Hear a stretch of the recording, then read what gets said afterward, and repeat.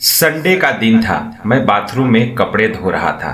तभी अचानक से एक लड़की मेरे फ्लैट में घुस आई और उसने अंदर से दरवाजा बंद कर लिया। मैं जल्दी से बाथरूम से निकला और लड़की से पूछने लगा, कौन हो तुम और दरवाजा क्यों बंद कर रही हो? उसने मेरे होठों पर अपनी उंगली रख दी और सिर्फ इतना ही कहा, वो लोग मेरा पीछा कर रहे हैं, वो आए तो बोल देना कि यहाँ कोई नहीं है। तभी थोड़ी देर में ही किसी ने मेरा दरवाजा खटखटाया। दरवाजा खोला तो देखा कुछ गुंडे टाइप से लोग दरवाजे पर खड़े हैं और मुझसे पूछ रहे थे, यहाँ पर कोई लड़की आई है क्या? मैंने मना कर दिया और वो चले गए। मैंने लड़की से बोला, वो लोग चले गए, अब जाओ तुम भी। लड़की बोली, थोड़ी देर बाद चली जाऊंगी। मैंने लड़की से पूछा, तुम कौन हो और वो लोग कौन थे जो तुम्हारा पीछा कर रहे थे? लड़की बोली, मैं मुश्किल से जीबी रोड के कोठे से भाग कर आ रही हूँ और यह लोग वही के गुंडे थे। मेरे पति ने मुझे दिल्ली लाकर उस कोठे पर बेच दिया था। मैंने बोला, मैं कुछ समझा नहीं। लड़की बताने लगी, मेरा नाम सलमा है और मैं बंगाल के आसनसोल की रहने वाली हूँ। मैं अब्दुल नाम के एक लड़के से प्यार करती थी। वह दिल्ली में ही नौकरी करता था। मेरे अब्बा मेरी शादी किसी और से करने लगे थे। एक दिन मैं अब्दुल के साथ दिल्ली भागकर आ गई। दिल्ली आकर कुछ दिन तो मैं अब्दुल के कमरे पर रुकी हुई थी। एक दिन अब्दुल मुझे बोला कि अब हम यहाँ नहीं रहेंगे, चलो एक जगह मेरी वहाँ मौसी रहती है, हम वहीं रहेंगे। और मुझे जीबी रोड के एक कोठे पर बेचकर यह बोलकर गया कि तुम यहीं पर रहो, मैं कुछ दिन में अच्छे घर का इंतजाम कर तुम्हें यहाँ से ले जाऊंगा। लेकिन कई दिन बीत गए, वह नहीं आया और ना ही उसका फोन लग रहा था। बाद में मुझे पता चला कि उसने मुझे यहाँ पर बेच दिया है। मैं वहाँ से भागने का मौका देख रही थी और बड़ी मुश्किल से वहाँ से भागी हूँ। सलमा की कहानी सुनकर मैं भी दंग रह गया। कोई ऐसे कैसे कर सकता है? इंसान कोई वस्तु है क्या जिसे जब चाहे कोई बेच दे?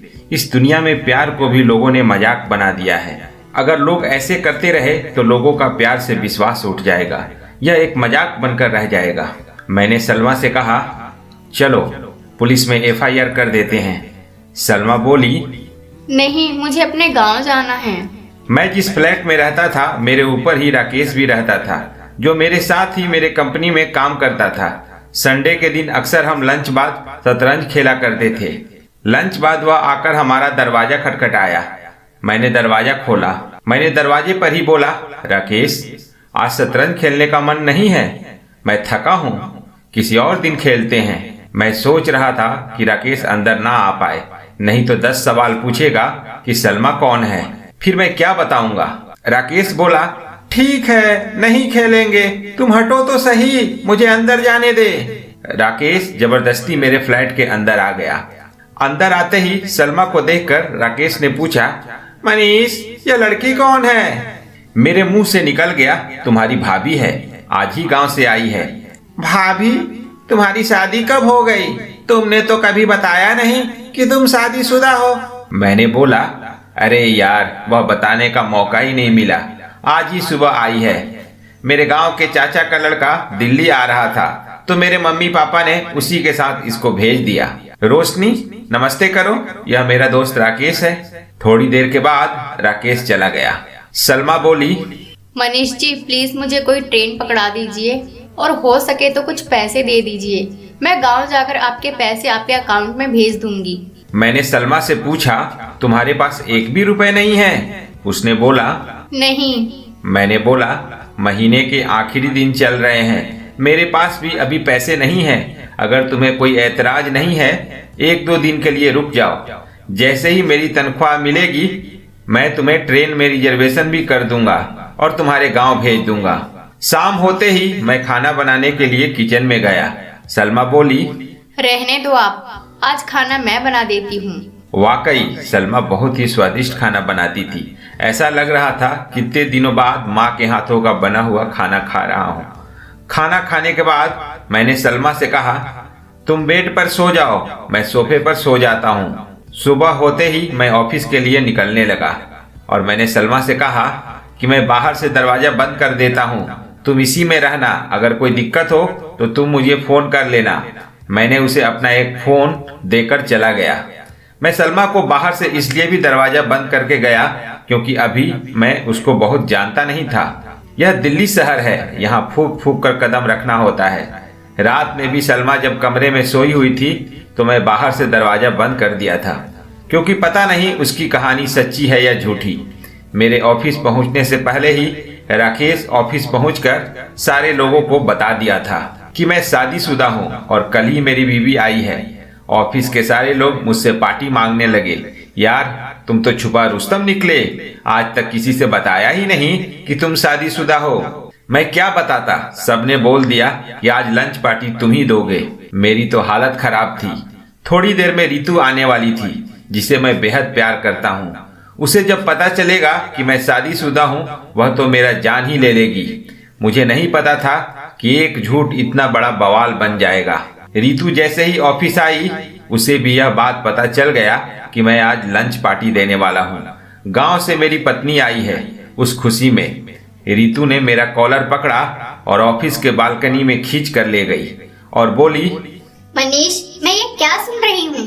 तुम शादीशुदा हो और आज तक तुमने मुझे बताया नहीं और मेरे साथ प्यार का झूठा खेल खेलते रहे। मैंने रितु से कहा, यार, मैं कोई शादीशुदा नहीं हूँ। मैं तुम्हें बाद में बताता हूँ क्या बात है। तुम मेरा विश्वास करो, शाम को मैं सब कुछ आराम से बताऊंगा। ऑफिस की छुट्टी होते ही रितु से मैंने सारा माजरा बता दिया। रितु को लेकर मैं अपने फ्लैट पर भी आया ताकि उसे पूरी तरह से विश्वास हो सके कि सलमा मेरी कोई नहीं है। रितु बोली, मैं पैसा देती हूँ, कल सुबह की ट्रेन से सलमा को उसके गांव भेज दो। अगले दिन मैंने कोलकाता जाने वाली ट्रेन में सलमा को बिठा दिया और उसे कुछ पैसे भी दे दिए। सलमा को बोला, जब तुम अपने घर पहुंच जाना तो मुझे फोन जरूर करना कि तुम सही सलामत पहुंच गई हो। सलमा को दिल्ली से गए हुए 2 दिन हो गए थे, लेकिन उधर से कोई कॉल नहीं आया तो मैं परेशान हो गया कि वह अभी तक पहुंची या नहीं। उसने जो मुझे नंबर दिया था, मैंने उस पर फोन लगाया तो एक आदमी ने फोन उठाया। मैंने पूछा, सलमा से बात करनी है। उस आदमी ने जवाब दिया, यहाँ पर कोई सलमा नाम की लड़की नहीं रहती है। कई दिन हो गए, सलमा का भी फोन कॉल नहीं आया। मैंने ये बात रितु से भी बताया कि पता नहीं क्यों सलमा का फोन नहीं आया। वह अपने घर पहुंची या नहीं, कुछ पता नहीं चल रहा है। जो उसने नंबर बताया था, उस नंबर पर फोन करने पर जवाब आता है कि यहाँ कोई सलमा नाम की लड़की नहीं रहती है। सलमा से मेरी कोई जान पहचान बहुत पुरानी नहीं थी। 2 दिन के अंदर ही पता नहीं क्यों उसके बारे में फिक्र होने लगी थी। मैंने एक दिन रितु से कहा, मेरा मन नहीं मान रहा है, मन कर रहा है कि सलमा के गांव जाऊं और पता करके आऊं कि सलमा सच में अपने गांव पहुंची या नहीं। रितु बोली, ठीक है, चले जाओ। सलमा ने जो मुझे पता बताया था, उस पते पर मैं उसके गांव आसनसोल के पास गया। वहां गया तो मुझे बताया गया कि यहाँ पर कोई सलमा नाम की लड़की नहीं रहती है। मैं बहुत परेशान हो गया क्योंकि सलमा ने मुझे गलत पता क्यों दिया। मैं उस गांव से वापस पैदल मेन रोड की तरफ जा रहा था। शाम की ट्रेन पकड़कर अब मैं दिल्ली वापस आ जाऊंगा। मैं जा ही रहा था, तभी रास्ते में एक औरत ने आवाज दी। मैंने पीछे मुड़कर देखा तो एक औरत जो बुर्के में थी मुझे आवाज दे रही थी।